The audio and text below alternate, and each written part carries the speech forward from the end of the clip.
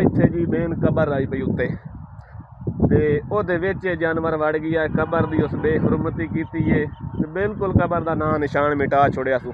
ये कबर है भाई मलकां दी।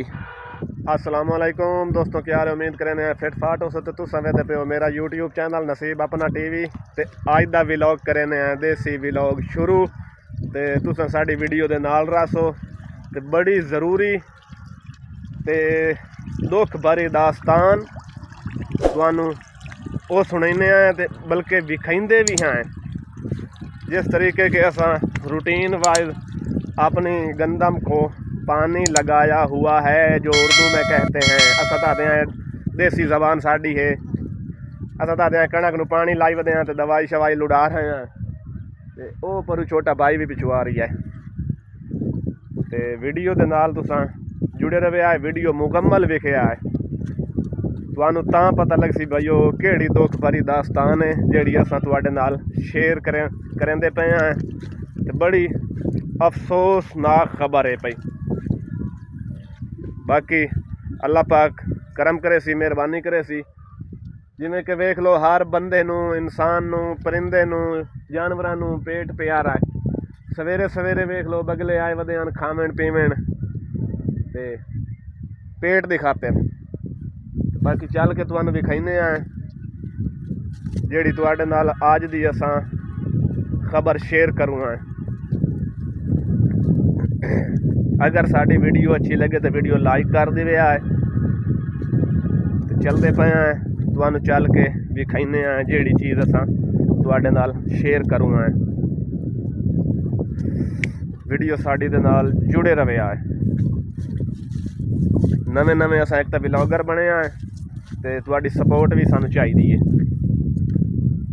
तो ये चेक कर सकते हो कब्रिस्तान है पिया, दो कबरां जिहड़ियां साड़ियां मेन अपनियां जाती कबरां वो तले पईयां ने, तुहानू नज़र आउंदियां पईयां सन। बल्कि परू मान के तुहानू नांदा व्यू चेक कराइने हैं तो वीडियो कंप्लीट विखिया तां तुहानू पता लग सी भाई असां के आखना चाहते हैं।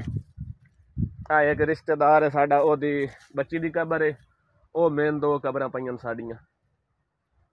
उस तो बाद अग्गा चलो तुहानू जिहड़ी मेन गल है तुहाडे नाल वो शेयर करना चाहते हैं। एक ये कबर पई है, वेख लो, ये भी साडे रिश्तेदार है नांदी है पई। उस तो बाद जी एक ये वाली कबर पई है, ये भी रिश्तेदारां नूं नांदी है पई। हुण अग्गा चलो तुहानू मज़ीद होर शेयर करने हैं। इत्थे जी जनाब हाली जानवर एक आया वदा है, असां अपनी देसी जबान दे विच ओनू आने हैं से। ऐ वेख लो जी, गार मारी पई है, तुहानू नज़र आउंदी पई उसी मेरे पिछू। ते अग्गा चलते पे हैं तुहानू विखाइंदे पे हैं जिहड़ी दुख भरी दास्तान है पई। ऐ जी चेक कर सकते हो तुसां, इत्थे जी मेन कबर आई पई उत्ते ते ओहदे विच जानवर वड़ गया। कबर दी उस बेहुरमती कीती है ते बिल्कुल कबर दा नां निशान मिटा छोड़िया सू। ये कबर है भाई मलकां दी, जिहड़ियां नू तुसां यानी कि सोशल मीडिया के उत्ते वेला मुंडा भी काफ़ी बयान कर रही होंदा है ते आवाम भी उहदे तनकीद कर रही होंदी है। जुग्गी वास इत्थे जी उन्हां दी कबर आई पई।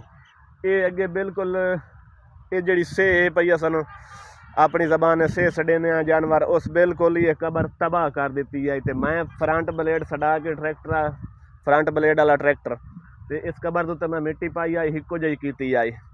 तो मैं लिहाजा उन्होंने मलका भी आखिया भाई जान आओ अपनी जी कबर है उन्होंने फिट करो, उन्होंने सीधा पदरा करो, वो से वड़ गई है तो कबर की उस बेहुरमती कर छोड़ी है। तो कबर का हूँ इतने ना निशान ही कोई नहीं रहा पिया।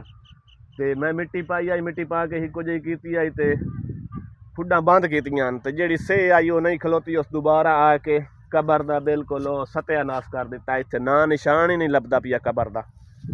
तो ये दुख भरी दास्तान है, अल्लाह पाक माफ़ फरमाए। तो लिहाजा मैं उन्होंने मुड़ भी अपील करना भाई आओ अपनी कबर नूं सैटिंग करो, विच काशा भी कबर दे नहीं रही। उस जो जानवर आई उस सारी हर शय जाया जोया कर दी है, यानी कि डेड बॉडी जी आई वो भी उस खत्म कर दी है। एक दफ़ा तो हर शय यानी कि बाकी ढांचा भी आई वो डेड बॉडी का मैं वो सारा सैट करके उत्ते मिट्टी पाई आई। अल्लाह पाक माफ़ फरमाए। बाकी मुड़ भी उन्होंने रिक्वेस्ट करने आए भाई आओ अपने वालिद की जी कबर है उन्होंने सीधा पद्धरा करो, उत्ते मिट्टी पा के उतू निशान बना के उत्तों दी लिपाई करो।